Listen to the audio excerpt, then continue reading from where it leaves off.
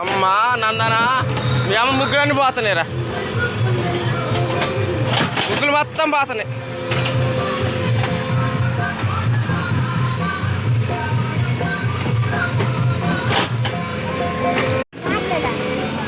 పెగిలిపోతుంది చూడు అంచు, ఇంకోతవర పెగిలిపోతుంది.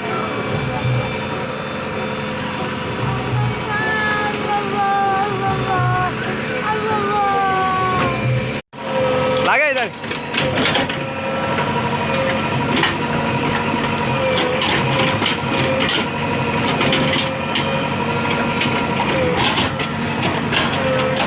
చూసారా ఫ్రెండ్స్.